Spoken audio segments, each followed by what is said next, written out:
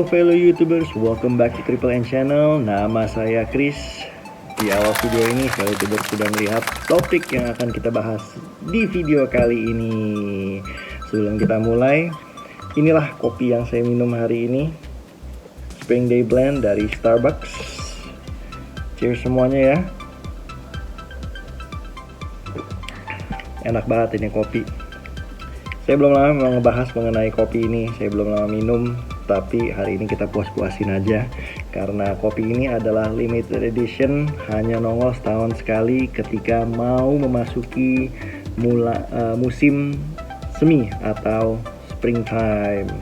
Bahkan saking enaknya biasanya udah sold out sebelum akhir pertengahan musim pun udah habis ini kopi yang ini nih. Jadinya mumpung sekarang ada readily available, kita puas-puasin aja. Anyways, di video sebelum ini, YouTuber sudah menonton bahwa saya share sedikit mengenai background saya dalam belajar bahasa Inggris. Nah, tetapi dengan bisa bahasa Inggris tidak berarti saya tidak menemukan kesulitan setelah pindah ke sini. Kesulitannya yang saya alami adalah apa? Simple aja, mengerti textbook teks. Nah, itu yang saya alami, kesulitan yang saya alami dalam berbahasa Inggris di sini. Jadi waktu intensif English lesson di Indonesia, memang saya banyak belajar mengenai day-to-day conversation. Saya juga ada diajari mengenai a little bit formal language ya, jadi terjemahin newspaper dan interpret, kita punya pengertian dari news artikel tersebut. Tetapi bukan berartinya saya tahu semuanya ya, banyak teks yang ternyata jauh di luar newspaper artikel tersebut.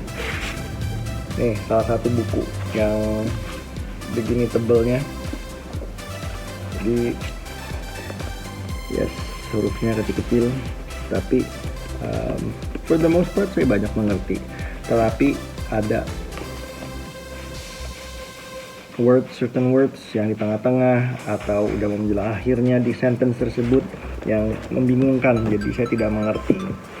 Nah, dulu yang saya kerjakan kalau nggak ngerti, saya punya e-dictionary, electronic dictionary. Jadi saya ketik kata yang tidak mengerti, nah e-dictionary tersebut langsung menerjemahkan ke bahasa Indonesia supaya saya bisa mengerti jauh lebih baik mengenai kata tersebut. Efektif nggak? Nggak terlalu. Bayangin aja, kalau misalnya harus baca buku seperti ini, begini tebelnya, dan textbook rata-rata segini tebelnya di Amerika, bisa berapa lama kalau misalnya kita terjemahin?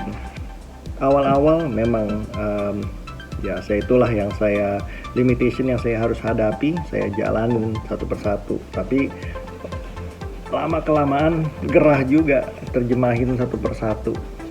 Nah, saya menemukan solusinya di junior year di SMA 2 waktu itu.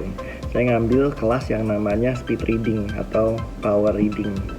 Nah, di situ saya diajarin. Jadi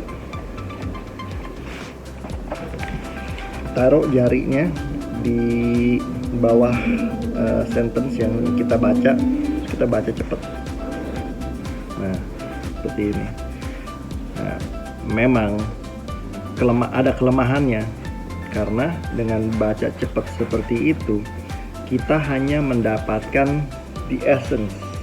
Jadi secara keseluruhan arti halaman specific page.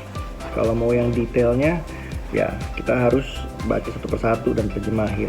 Tetapi menurut saya itu cukup efektif karena kalau misalnya musim final harus kayak cover buku setebal ini. Berat bro dan sis. Jadi saya baca dengan cepat aja, speed reading. Di situ juga di kelas itu saya juga disarankan kata-kata yang tidak mengerti ditulis saja on a separate piece of paper. Jadi ada kertas, saya tulis, terjemahinnya nanti belakangan. jadinya tidak membuang-buang waktu. Nah, kelas itu amat sangat membantu sekali dalam overcome the obstacles, dalam mengerti textbook teks ketika saya baru pindah ke Amerika. Tentunya dengan berjalannya waktu sudah mulai terbiasa baca textbook, dan itu ngebantu sekali ya. Tetap baca newspaper, baca news article, itu amat sangat membantu sekali dalam mengerti textbook teks. Apalagi nanti kalau misalnya udah memasuki professional field, karena mungkin ada kontrak yang harus kita baca, ada kontrak yang harus kita approve,